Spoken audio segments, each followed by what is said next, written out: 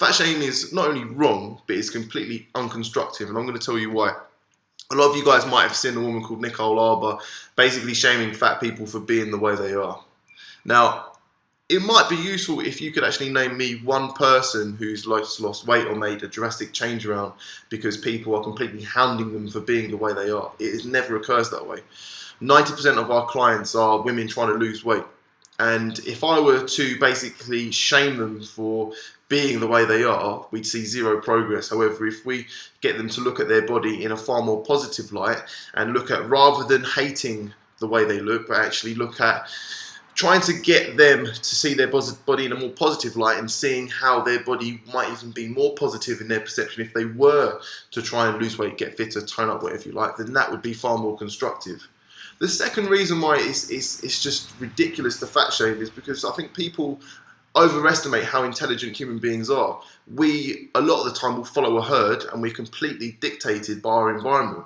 There are specific factors which lead people to becoming overweight. For example, every single person is always going to be at the victim or the benefit of their environment and their genetics. So on a genetic perspective, if someone is more of an endomorph, so for example, if they're less insulin sensitive, if they have lower levels of thyroxine, if their nervous system is less jacked or less active than another person, then they'll be more inclined to, for example, stress eat.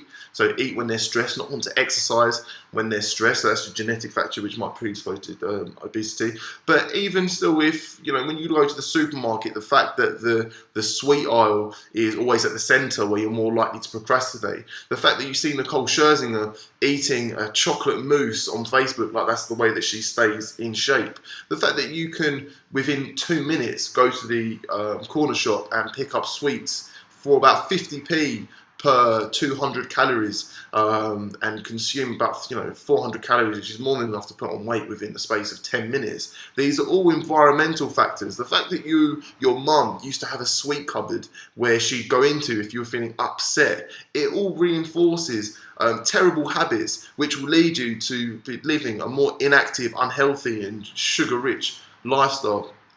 So, basically, if you are slim and you are active and you have the benefit of being in an environment which facilitated that, if you were given the same genetics as an obese person, you were put in exactly the same environment as them, you'd be exactly the same way.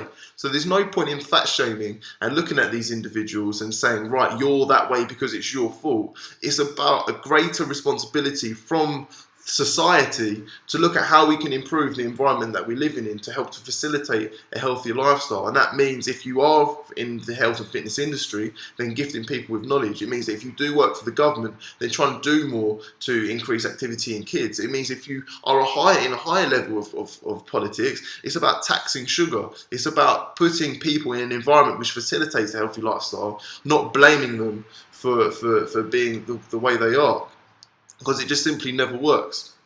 So, like I said, to be a bit more constructive with how you're going about the current state of obesity and inactivity in the UK or the world, it's not about going on YouTube and Facebook and getting loads of views. It's about getting your head down and trying to actually create a much better, healthier environment for these people, for everyone to live in.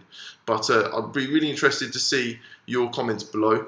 I'd be really interested to see how this does on YouTube and Facebook as well. If you agree with what I say, then share it. If you disagree, then share it. But yeah, thank you.